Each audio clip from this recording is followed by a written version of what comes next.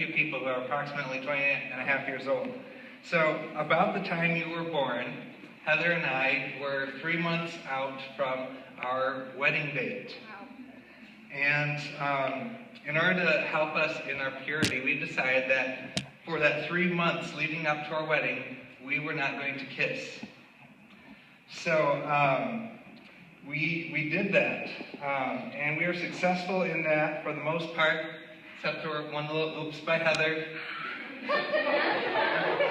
We were staying at her parents' house for the weekend, and she came into the bedroom where I was sleeping and just leaned over onto the bed and gave me a kiss on the lips to wake me up. Just totally forgot about our rule for that moment.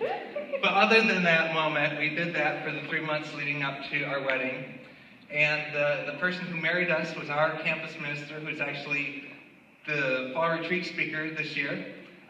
His name's Matt Shantz. And when he got to the part and said, "Troy, you may kiss your bride," that was a pretty awesome moment, because I hadn't done that for the 3 months leading up to that. Does anyone want a reenactment? Yeah, okay. Kind of like parents kissing in front of you or something. So maybe some of you have experienced a long-awaited kiss. Maybe you're still anticipating that. And I'm not talking about a poorly timed kiss. I'm not talking about an inappropriate kiss like slobber everywhere and anything like that. Just a good, honest kiss. And so now let me change our approach on that just a bit. What if we're talking about a family kiss? A family kiss. Not having to kiss your great Aunt Ruth and the beard. And it got weird for you VeggieTales people. I'm talking about close family, and different families have different practices for that. So if you kiss your immediate family members on the lips, raise your hand. Couple. All right. If you kiss your immediate family members on the cheek, raise your hand. Okay, if you think kissing any family member would be like kissing your great Aunt Ruth. Okay. So, but if you grew up in that, it's normal to kiss family members, that's a good thing. It's just a simple expression of love and expression of care for one another. It was a good thing. Another form of kissing is in some friendship circles, it is acceptable to kiss in a non-romantic way, just as a simple greeting, and some cultures do that. Though it seems to be less acceptable among Christian circles, which I find kind of ironic, because the Bible tells us in 4 different New Testament books to greet one another with a holy kiss.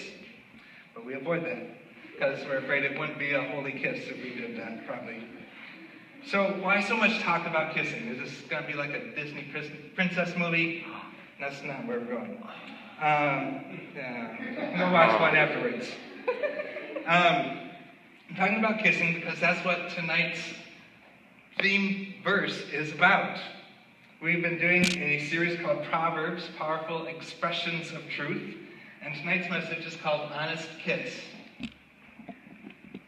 So, in this series we're seeing how Proverbs are powerful expressions of truth, and a kiss can be a powerful expression too, right? Any amens on that?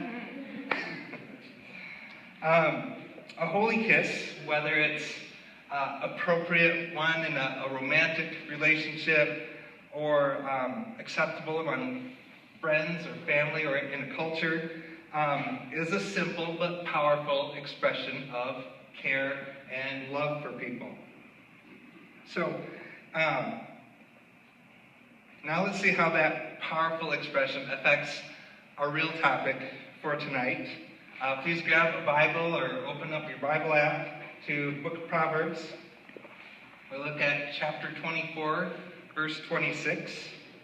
Proverbs 24:26. And again, we have just a simple one-line proverb. Proverbs 24:26. If you're looking at Proverbs, is just past halfway, just past the Psalms. So Proverbs 24:26 says, Whoever gives an honest answer kisses the lips. Whoever gives an honest answer kisses the lips. So tonight's real topic is about honesty. But it's set up, when it's set up in the framework of a kiss, it puts a totally different perspective on it, doesn't it? And that's what King Solomon did for us. He could have just said, he could have just taught whoever gives an honest answer, blah, blah, blah, should, etc., etc. Instead, it says whoever gives an honest answer kisses the lips. Hey now, that kind of takes us back a step when he puts it in that perspective for us. That gives us that word picture. I picture those commercials where they're trying to sell this refreshing drink or this refreshing gum, and there's like snow and cold air and everything blowing on a person. It represents refreshment. So whoever gives an honest answer kisses the lips. Oh, that's surprising. It could have been, could be that long-awaited kiss. Could be that unforeseen kiss, like in the song How He Loves, or the surprise kiss I got from Heather. Or even that friendly greeting. It could be any of those. So, mind you, we're still talking about an appropriate, holy kiss. That's the context. But Solomon's approach kind of changes our perspective of honesty. From being a should or an ought to being a want to. We put it in that context. Before moving to our application, though, let's take a moment to consider the flip side. If an honest answer is like a kiss on the lips, what's a dishonest answer like? Well, if you're expecting a kiss for a certain situation and got something bad in its place. So I'm going to ask Brian to be a volunteer. I needed a bearded person for this example. I've got a few to choose from, but I'm going to pick Brian. Come up here. Brian! So, we are going to act out a scene from the Bible. And there's no speaking lines, so you just come over here. So this is from 2 Samuel 20, verses 8 through 10. 2 Samuel 20, verses 8 through 10. So Brian is this guy named Amasa, and I'm Joab, and we are first cousins. Yeah. But King David just appointed Amasa as captain of the army in place of Joab. So, yeah, it's the beard. So, and King David just sent Amasa off on his first mission, which was a solo mission. And so, Brian, why don't you head over to, over by the keyboard, and Joab just kind of waits for his return sitting by the road. And got my military uniform on, and that would include a belt with a little sheath in it for my dagger. So Amasa starts coming back, and then I kind of lean forward and my dagger falls out, and oops, I dropped my dagger. Hey Amasa, how's it going? And he grabs his beard as if to lay a big kiss on him, and then he jabs his dagger into him. And Amasa died right there.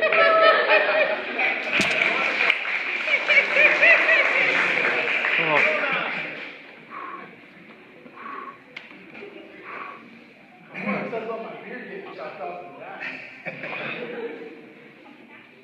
So, Amasa was expecting a kiss from his cousin, his first cousin, but because of Joab's dishonesty, he got something completely different, something really bad. So if an honest answer is like a kiss on the lips, then a dishonest answer must feel like betrayal. If an honest answer is like a kiss on the lips, then a dishonest answer must feel like a betrayal. And it does, doesn't it? We've probably all experienced a dishonest answer from someone. Probably not that severe. Well, actually not that severe because we're all still here. So, but when we when we find out that someone was dishonest with us, it feels like they betrayed us. Or at the minimum, we're very disappointed, feel cast aside. And the more we've invested into a relationship, the more we expect from that person, when that happens, the more we're hurt. So we love to receive the kiss of an honest answer. We hate to receive the betrayal of a dishonest answer. So here's a good solution. Let's just choose to have everybody always be honest with us. Wouldn't that be great? I mean, I could just have everybody else always be honest with me, and that would solve so many of my problems. It would be awesome. Get all those kisses of honesty, never get the daggers of betrayal. It'd be great. And you're probably thinking, Troy, that's not a real thing. What? No, we can't decide how other people will treat us. And you're right. We can't decide how other people will treat us. But knowing how honesty and betrayal feel on the receiving end, we can choose how we answer others. So knowing how it feels on the receiving end can motivate me to give a kiss, not a dagger.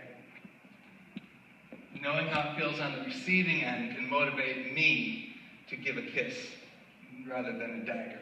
Be honest rather than dishonest. On the receiving end of honesty and dishonesty, it's a really big deal when it's coming this way. But when it's going the other way, we tend to minimize it. It's not a big deal. Let's take it down to the most basic level. What does it mean to be honest? Here's a dictionary definition of honest. Honest is free of deceit and untruthfulness. It's sincere. So I'm going to pair that up with something Jesus said about dishonesty in Luke 16:10. Luke 16:10. He says, "One who is faithful in a very little is also faithful in much. One who is dishonest in a very little is also dishonest in much." So in other words, if I don't think it's a big deal to be honest about something small, sooner or later I'll be dishonest about something big. If I don't think it's a big deal to be dishonest about something small, sooner or later I'll be dishonest about something big. That's what Jesus' point was there in his story. So, and I think that's where Satan focuses a lot of temptations toward us. He tempts us to think, it's not a big deal, it doesn't really matter if I mislead someone about this specific thing. And when we start to think things like, well, I didn't technically lie about that, that's a sure sign we're already on that path, if we're thinking along those lines. Big or small, if we intentionally lead someone to believe something that's not true, that's deception, right? And if we're deceiving someone, we're not being honest. I'd like to touch on several examples that might bring it home for different of us. For example, if we say, I can't do that because I have class that afternoon. Well, technically, I might have a class that afternoon, but it doesn't actually overlap the same time period we're talking about. So technically, I didn't lie. I do have a class that afternoon. Does everybody know what I'm talking about here? Yeah. Okay. So, but I intentionally misled.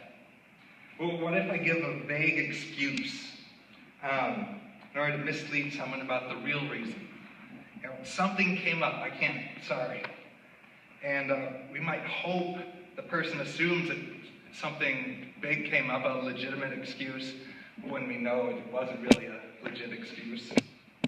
Or, sorry, I couldn't do that. I had too much homework. That may be the case, but maybe in a particular case, we watched an entire season of a new show on Netflix, and so we didn't do our homework when we were supposed to, and so now I have to do that instead of this other thing. Like we shift the blame and our excuse to the homework instead of to ourselves. Oh, I had too much homework. Oh no, I just didn't arrange my time well. And I'm not saying we'll never drop the ball or never make mistakes. It happens. All of us forget. All of us neglect to prioritize our time. All of us fail at things, myself included. I'm just saying when those things happen, let's not give people the wrong impression so that they see us in a better light. To make ourselves look better. That's dishonesty. And if they find out we're intentionally deceptive about that, it's a dagger. It's a slap in the face. It's definitely not a kiss. So here's some more examples that we might consider little things. What about when we doctor up a profile picture? Am I intentionally trying to portray something that's not true? What if I say, I'll be there, when really I have no intention of coming? I just didn't want to let the person down face to face. What if I talk a big game when it comes to my faith, but really I know I've got one foot planted on each side of the fence? How about saying, I'll pray about that, and as the words leave our mouth, we think, if I remember. Probably won't. Or how about when we give a false compliment? Oh, that looks great on you. If you're thinking the opposite when you say that, that's not being honest. If you say the opposite of your thinking, even if it's a compliment, that's not for their benefit. That's for my benefit, so they'll see me in a better light. Oh, they just complimented me. Or if you guys tell me the message was really good, but really kind of thought it sucked, that doesn't help anybody. It doesn't help me improve or change things. It just kind of, oh, that was okay. It'll reinforce bad habits, and I'll just get away with stuff. So, if someone's asking for honest feedback, don't give the cop-out and nice answer. Just excuse me, in order to look good to that person. Give them honesty. And every time we're tempted to be dishonest, it's because we're focused on ourselves. Every time we're tempted to be dishonest, it's because we're focused on ourselves. And we might say it's for their benefit or something, but we know it's really so they'll see us in a different light. We want to look better than we actually are, than we actually were. But that's such a ploy from the enemy. It's such a deception. Because when we're found out about a deception, we'll look way worse than we did if we'd been honest with the truth in the first place. So, even if we're not excited about being honest because we're afraid how someone might respond, looking back in hindsight, like after the situation, an honest answer, even if it's not the best news, will still look like a kiss on the lips compared to if you were dishonest about it and then they found out you thought something completely different. And it might be, that honest answer that's not exactly good news. It could be that kiss on the lips still, because maybe it's that long-awaited kiss on the lips, and it's that thing that nobody ever had the courage to tell me about. And then someone finally told me the truth, and then I could do something about it. So I would choose imperfect, honest friends over dishonest friends all the time. And I'm sure so would you. You would choose honest, imperfect friends over deceptive friends, dishonest friends in every situation. So to bring that back around, knowing how it feels on the receiving end can motivate me to give a kiss and not a dagger. We can choose to be, so from the other side, we can choose to be that honest but imperfect friend that others will want as friends, just like we want those type of people as friends. Rather than being that guy or girl who comes to be known as a hypocrite, or comes to be known as that person who always talks a big game but never follows through on anything. So, what's our challenge for this week? So here's our challenge. Ask the Holy Spirit for renewed sensitivity to honesty. And when tempted to shrug it off, choose to give the kiss instead. And again, we're talking about the word picture there. Be honest. Ask the Holy Spirit for renewed sensitivity to honesty, because sometimes we can kind of be desensitized by it, tell ourselves, believe those lies and temptations. And when we're tempted to shrug it off, choose to give the kiss instead of looking good. So show that powerful expression of care through honesty. We can still use tact and wisdom when we do that, and we obviously should do that. Just be honest about it and not deceptive about it. And realize this doesn't mean we have to share every detail about every situation with everybody we come across. That wouldn't be very wise. We don't have to spill our guts about everything. Or if you're like playing a board game that requires some bluffing, or if you're role playing and for a skit or some training session, that's not what we're talking about here, right? If you're tempted to mislead someone so that they'll think of you better than they should, that's what we're talking about. That would be dishonesty. And that will always lead to problems down the road rather than lessons. So whoever gives an honest answer kisses the lips. And I want you guys to know that in personal interactions or whenever I'm teaching or doctrine, whatever, I always want to give you honest, truthful answer. So I want to seal that with the kiss. Chocolate.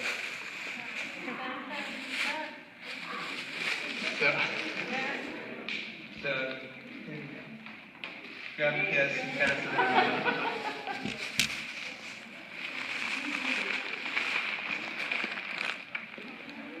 So you can pause the kisses just for a moment, and I'll pray to close.